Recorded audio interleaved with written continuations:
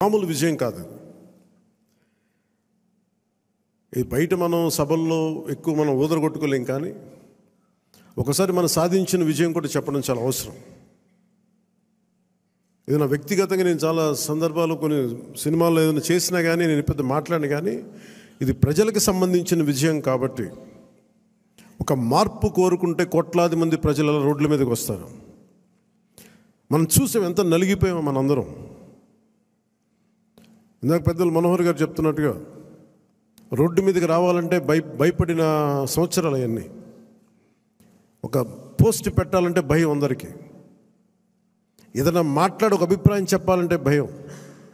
పచ్చి బూతులు తిట్టేయడం, ఇంట్లో చిన్నపిల్లల్ని పెద్దని చూడకుండా భయపెట్టేయడం, క్యారెక్టర్ అసాసినేషన్ కేసులు, సాక్షాత్తు ఒక పార్లమెంట్ సభ్యుడిని బంధించి మరీ తీసుకొచ్చి ఉన్నతాధికారుల చేత ఈ గుంటూరు ఈ సిఐడిదే ఆఫీస్లో ఆయన మీద పాశవికంగా ఆయన కొట్టించిన తీరు, 4 దశాబ్దాలు సుదీర్ఘమైన అనుభవం ఉన్న ముఖ్యమంత్రిని కూడా, ముఖ్యమంత్రిగా చేసిన వ్యక్తిని కూడా, ప్రస్తుతం ముఖ్యమంత్రిగా ఉన్న శ్రీ నారా చంద్రబాబు నాయుడు గారిని కూడా జైల్లో పెట్టించి 53-54 రోజులు అలాంటి భయభ్రాంతులు చేసిన ప్రభుత్వం. రోడ్డు మీదకి ఒక నోరు తెరిచి మాట్లాడాలంటే భయం, అడ్డగోలు ఇసుక దోపిడీలు. ఇలాంటి నేపథ్యంలో 5 కోట్ల మంది ప్రజలకి వెన్నుదన్నుగా నిలబడింది జనసేన పార్టీ. రోడ్ల మీదకి రావాలంటే భయం వచ్చింది.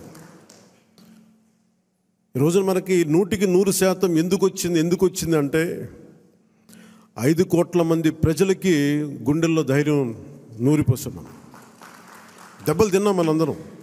మనం ఎవరు ఇక్కడ ఉన్న వేదిక పైన వీళ్ళుంటే, మన గెలిచిన ఎమ్మెల్యేలు ఉంటే, పోటీ మీకు అన్ని స్థానాల్లో బలం ఇచ్చిన మన జన సైనికులు, వీర మహిళలు, ఇక్కడ ఆసీనులైన నాయకులు ప్రతి ఒక్కరూ మీరందరూ ఉండబట్టే ఈ విజయం సాధ్యమైంది. 21 మంది ఎమ్మెల్యేలు ఇక్కడ మేము కూర్చోగలిగామంటే నాతో సహా అది మీ అందరి కష్టం, శ్రమ, మీ మేధో మదనం, మీ ఎలక్షనీరింగ్ కేపబిలిటీ. జన సైనికులు అసలు పోటీ చేయని చోట్ల, మనం పోటీ చేసిన చోట్ల జన సైనికులు చేశారు, వీర మహిళలు చేశారంటే అదొక మన కోసం చేశారు అనుకోవచ్చు. కానీ మన పోటీ చేయని చోట, మనం పోటీ చెయ్యని మిగతా 160 మన మిగతా అన్ని చోట్ల అసలు ఎలా నిలబడ్డారు కూటమికి, తెలుగుదేశానికి కానీ భారతీయ జనతా పార్టీ కంటే నాకు నిజంగా చాలా చాలా ఆనందం వేసింది. అలాంటి జన సైనికులకి, వీర మహిళలకి చేతులెత్తి మీ అందరికీ మనస్ఫూర్తిగా మీకు నమస్కరిస్తున్నాను. అంటే మీరు రాష్ట్రం కోసం తపన పడ్డారు, రాష్ట్ర బాగోగు కోసం తపన పడ్డారు. సో మీ అందరికీ చాలా చాలా మనస్ఫూర్తిగా నేను ఈ సందర్భంగా నేను మీకు ధన్యవాదాలు తెలుపుకుంటా ఉన్నాను. అలాగే మనం అడుగుతూ ఉన్నారు, ఏమైనా ఆశించావా నువ్వు, పదవులు, ఉప ముఖ్యమంత్రి అవుతామని ఆశించావా? నిజంగా చెప్పాలన్నా నిజంగా ఏమి ఆశించలే.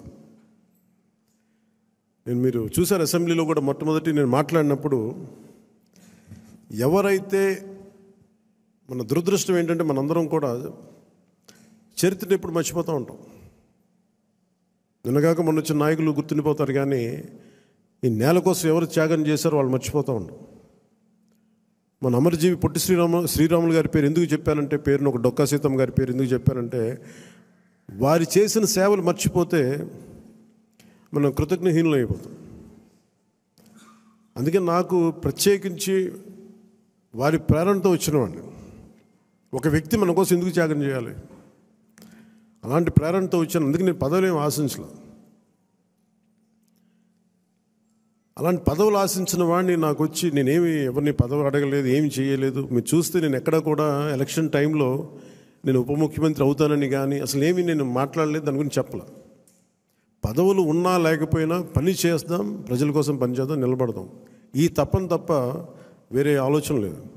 అలాంటి మనకి ఈరోజున మన ప్రభుత్వంలో భాగస్వామ్యం అవటం మనందరికీ కూడా చాలా పెద్ద బాధ్యత. మనం ఈ 21 మందిని కూడా మన ఎమ్మెల్యేలు కానీ మిమ్మల్ని కానీ కలవడానికి ఎందుకు ఇంత టైం పట్టింది అని అంటే,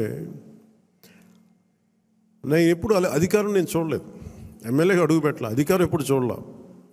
ప్రజలతో పోరాటం చేసుకుంటూ వెళ్ళిపోయాను తప్ప ఎక్కడ కూడా అధికారం ఎలా ఉంటుంది, దాని తాలూకు కష్ట నష్టాలు ఏంటి, దాని లోతుపాతు ఏంటి మనకి ఎప్పుడు తెలియదు. అసలు నాకు బాధ్యత తీసుకోగానే చాలా కీలకమైన శాఖలు మనం తీసుకున్నాం. సివిల్ సప్లైస్, అలాగే సినిమాటోగ్రఫీ, టూరిజం, దాంతోపాటు పర్యావరణం, అటవీ శాఖ, అలాగే పొల్యూషన్ శాఖ, పంచాయతీరాజ్, రూరల్ వాటర్ సప్లై, ఇన్ని కీలకమైన శాఖలు తీసుకున్నప్పుడు నాకు ఒకటే అనిపించింది, చాలా అవగాహన ఉండాలి. ప్రత్యేకించి శాఖలు కూడా నేను అందరూ అనుకోవచ్చు ఎందుకు పెట్టుకున్నాను నేను ఈ శాఖలన్నీ అంటే, ఇది నా మీద చాలా బాధ్యత ఉంది. పదే పదే మాట్లాడాను నేను. కొంత దాన్ని సంపూర్ణంగా కొంత ఒక విధి విధానాలు ఏర్పరిచిన తర్వాత సరైన సమయంలో బాధ్యతల నుంచి కూడా తప్పుకుంటాను, ఇంకెవరికైనా కూడా అప్పగించేస్తాను. కాకపోతే అది చేసే ముందు ఖచ్చితంగా విధి విధానాల మీద చాలా బలమైన ఒక విధి విధానాలు బలంగా ఏర్పరిచి ఆ బాధ్యతలు అప్పుడు అప్పచెప్తాను. అలాగే మనందరి మీద కూడా 5 సంవత్సరాల కాలం గిరుని తిరిగిపోతుంది, ఎక్కువ సమయం పట్టదు. అలాగే మన ఎమ్మెల్యేలందరికీ కూడా, పోటీ చేయని చోట్ల కూడా మన నాయకులందరికీ కూడా ఇది భవిష్యత్తు ఉన్న పార్టీ. అది మరి ఎంత బలంగా మనం చేయకపోతే దేశం మొత్తం మన వైపు చూసేలా చేసింది. దేశం మొత్తం ఈ రోజున ఎవరన్నా సరే దేశం మొత్తం మీద ఢిల్లీలో ఎక్కడికి వెళ్ళినా నన్ను పదే పదే పిలిచి గౌరవిస్తున్నారంటే అది మీ అందరూ చేసిన కష్ట ఫలితం. అది నేను ఒక్కడిని చేశానని కానీ, నేను ముందు నడిపించానేమో కానీ, నాతో పాటు నడవడానికి మీరందరూ ఉండి 21 మంది మనకి సభ్యుల్ని, 2 పార్లమెంట్ సభ్యుల్ని గెలిపించుకొని తీసుకెళ్ళటం ఆషామాషే విషయం కాదు. మన ఉదయ్ గారు కానీ, బాలశౌరి గారు కానీ మనం అడుగుతున్నారు నెక్స్ట్ పార్లమెంట్ సెషన్స్ ఉన్నాయి ఏం మాట్లాడాలి అంటే, ఉదయ్ గారు కూడా చెప్పారు మీరు ముందు అవగాహన చేసుకోండి, ఎలా మాట్లాడాలి, ఏం మాట్లాడాలి, ఈ సెషన్ అంతా అవగాహన చేసుకోండి. ఏదైనా కీలకమైన పరిస్థితులు అంశాలు ఉంటే సీనియర్ పార్లమెంటరీ బాలశౌరి గారు ఉన్నారు, ఆయన ముందుకు తీసుకెళ్తారు. ప్రధానమంత్రి గారితో కూడా చెప్పేటప్పుడు ఏం మాట్లాడాలని అడిగితే ఉదయ్ గారికి, బాలశౌరి గారికి ఒకటే చెప్పాను, 140 కోట్ల మంది బరువు మోసే ప్రధానమంత్రి గారికి మనం సహాయపడాలి కానీ ఆయనకి బరువు పెంచకూడదు. ఇది ఒకటే చెప్పండి, నా మాటగా చెప్పండి ఆయనకి. మేము మీకు బరువు తగ్గించే వాళ్ళమే కానీ బరువు పెంచే వాళ్ళం కాదు. అందరూ అడుగుతూ ఉన్నారు ఎందుకు వెళ్ళి మీరు ప్రధానమంత్రి గారిని కలవరు, వెంటనే కలవచ్చు కదా అంటే, నాకు తెలుసు ఆయనకి ఆయన గుండెల్లో స్థానం ఉన్న తర్వాత ఆయన పక్కన నిలబడాలండి. అది అవసరమైన మేరకు సరైన పరిస్థితులు వచ్చినప్పుడు ముందుకు తీసుకెళ్తాం, కలుస్తాం. అందుకే దశాబ్దం పాటు ఆయన కలవకపోయినా నేను ఎప్పుడు కూడా బాధ్యతలు మోసే ప్రతి ఒక్కరికి కూడా నేను అండగా ఉండాలని కోరుకునేవాడిని. బరువు పెట్టకూడదు వాళ్ళకి అని. కనీసం కూర్చోబెట్టి ఒక ఫోన్ కాల్ కూడా చేయను. ఎందుకంటే మీకు అవసరమైతే ఒకటే చెప్తాను, మీకు అవసరమైతే నేను ఎప్పుడు ఉంటాను ఒక్క మాట చెప్పండి నాకు, నేను మీకు అండగా ఉంటానని చెప్తాను. నాకు అట్లా జన సైనికులు, వీర మహిళలు బలంగా నిలబడిపోయారు. నాకు ఏం ఆశించలేదు, ఎవరు కూడా చిన్న పదవి ఆశించలా, ఏం ఆశించలా. వాళ్ళ కోరికల్లో మార్పుగా రావాలి, ఆ మార్పు కోసం మేము నిలబడాలి అని ఒక కట్టుదిట్టమైన ఆకాంక్ష తప్ప ఇంకే స్వార్థం లేదు. అలాగే మన నాయకులు కూడా, పోటీ చేయని నాయకులందరికీ కూడా పేరు పేరున మీ అందరికీ ధన్యవాదాలు తెలుపుకుంటా ఉన్నాను.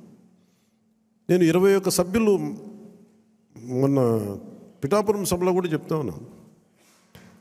చిన్నప్పుడు మా టీచర్ చెప్తా ఉన్నారు, ఆయన బైబిల్లో ఎప్పుడన్నా నేను సిచ్యువేషన్కి వెళ్ళే టైంకి ఆవిడ ఏదో చదువుతూ ఉన్నారు, బైబిల్ చదువుతూ ఉన్నారు. ఆవిడ మాట్లాడేది ఏదో ఒక రోజు వెళ్తే ఏదో చదువుతూ ఉంటే నన్ను పిలిచి నువ్వు ఇది ఎన్రా నీకు మంచిదని చెప్పారు. ఎందుకు చెప్పారు తెలియదు కానీ నిజంగా పనికి వచ్చింది.